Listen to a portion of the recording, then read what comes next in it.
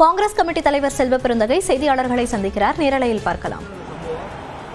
திமுக அரசும் தாவேக தலைவர் விஜயம் தான் காரணம்.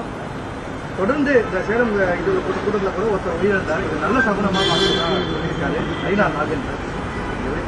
அவர் சொன்னது அவர்கிட்ட தான் கேட்கணும், என்கிட்ட கேட்டீங்களா? மதுரை மாவட்ட காங்கிரஸ் ஒரு கூட்டம் நடத்தி தீர்மானம் நிறைவேற்றிருக்காங்க. ஆட்சியில் பங்கு அதிகாரத்தில் பங்குன்னு சொல்லியிருக்காங்க. உங்களோட இது நாலேஜ் வந்துதான் இது நடந்ததா? எனக்கு தெரியாது சார், எனக்கு தெரியாது சார், எனக்கு தெரியாது சார். எங்க அகில இந்திய காங்கிரஸ் கமிட்டி தலைமை என்ன வழிகாட்டுகிறதோ அந்த வழிகாட்டுதல் படி இயங்குறவன் தான் செல்வ பெருந்தகை, தமிழ்நாடு காங்கிரஸ் கமிட்டி தலைவர். அகில இந்திய காங்கிரஸ் கமிட்டி என்ன எங்களுக்கு வழிகாட்டுதல் கடந்த 17ஆம் தேதி சொல்லுச்சு? யாரும் பொது வெளியில் கூட்டணியை பற்றி பேசக்கூடாது. கிளியரா ராகுல் காந்தி அவர்கள் சொல்லியிருக்கிறார், மல்லிகார்ஜுன கார்கே அவர்கள் சொல்லியிருக்கிறார், வேணுகோபால் அவர்கள் சொல்லியிருக்கார்.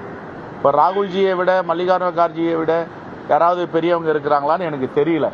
நான் அகில இந்திய காங்கிரஸ் கமிட்டியுடைய வழிகாட்டுதலை மதிப்பவன். அகில இந்திய காங்கிரஸ் கமிட்டி என்ன சொல்லுதோ அது அந்த வழிகாட்டுதல்ல இங்க அரசியல் பயணத்தை தொடர்ந்துட்டு இருக்கும்.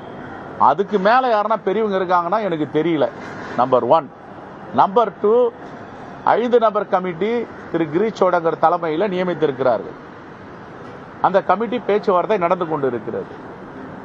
ஓகே, இதுதான். துணை நிற்கிறோம் சொல்றாங்க. ஆனா நாடாளுமன்றத்தில் வெளியில வந்ததெல்லாம் நாங்க தான், திமுக வரல அப்படிங்கறத மாணிக்கம் தாக்கூர் சொல்லியிருக்காரு. அது சொல்லக்கூடிய கருத்து ஏற்றுக்கொள்ளக்கூடிய வகையில் தானே சார் இருக்கு.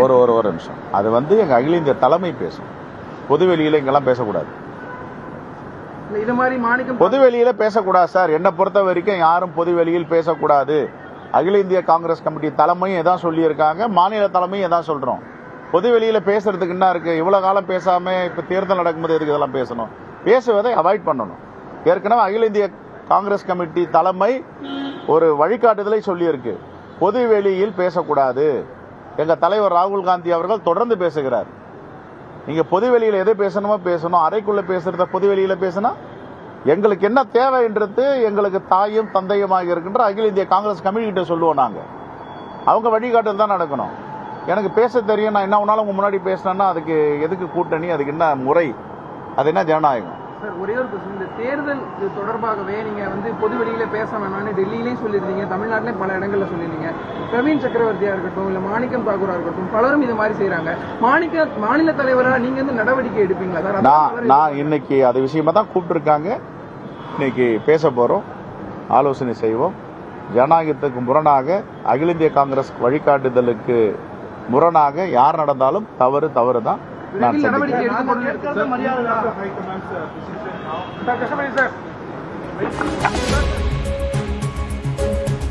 கூட்டணி தொகுதி பங்கீடு குறித்து யாரும் பொதுவெளியில் பேசக்கூடாது என அகில இந்திய காங்கிரஸ் தலைமை தெரிவித்திருப்பதாகவும் செல்வ பெருந்தகை தெரிவித்திருக்கிறார் செய்தியாளர் சந்திப்பில்.